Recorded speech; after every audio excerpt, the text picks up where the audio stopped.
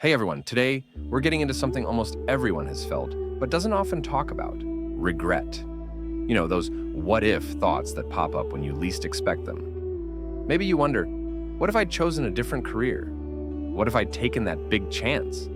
Or even, what if I'd said yes instead of no? Regret can be tough because it's that feeling we all know too well, and it somehow gets us thinking about every little thing we could have done differently. But why does it hang around, and why do we feel it so strongly? That's what we're diving into today. Why regret holds so much power. Let's start with why regret has such a grip on us. See, regret isn't just a passing feeling. It digs deep because it challenges how we see ourselves. When we feel regret, it's like we're confronting a version of ourselves that we think we could have been. We imagine this ideal self who made all the right choices.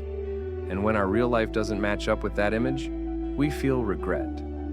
What's interesting is that regret is often tied to actions we didn't take, not necessarily mistakes we made. Ever notice that?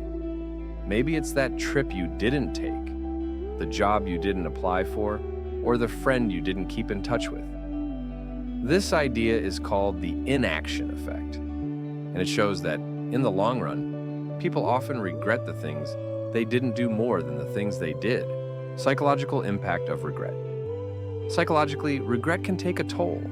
It's not just about feeling sad. It actually rewires how we see our past and our choices.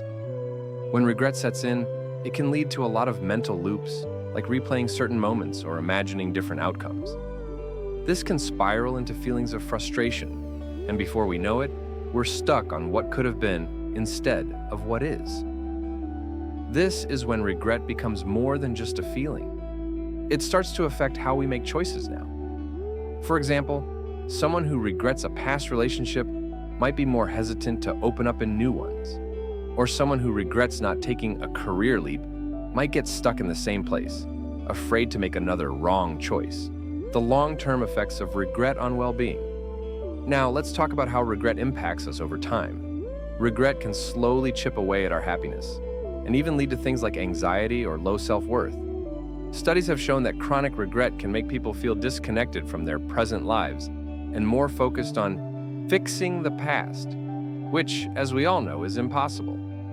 This is why people often say that regret ages you. It's true. When you're constantly thinking about the past, you're not giving yourself a chance to enjoy the present.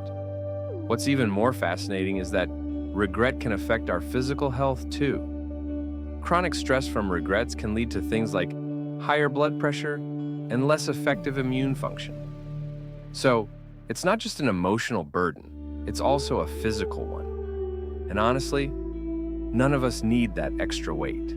How to deal with regret and let go. So, how do we handle regret and let it go? First off, it's essential to acknowledge that regret is normal. Everybody has regrets.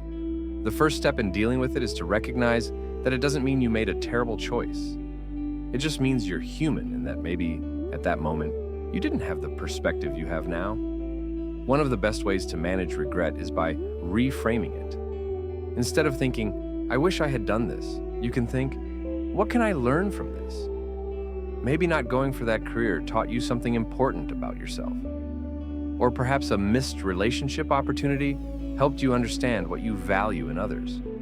Regret can be a teacher, and when you see it that way, it becomes less about what's lost and more about what's gained. Another great technique is to focus on gratitude. Instead of focusing on what you don't have, take a moment to appreciate what you do. It sounds simple, but it's powerful. Gratitude shifts your mind from feeling empty to feeling full.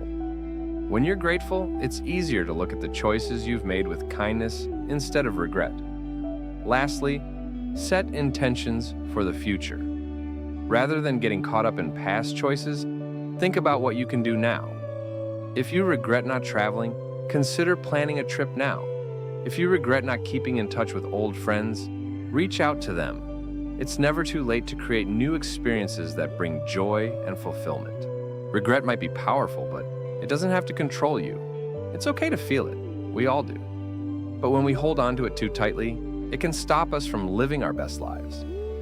Remember, the past is unchangeable, but your future is entirely up to you. So, Take what you've learned, leave the rest, and keep moving forward with a sense of purpose and self-compassion. Because at the end of the day, regret is just a feeling. It's what you do with it that matters.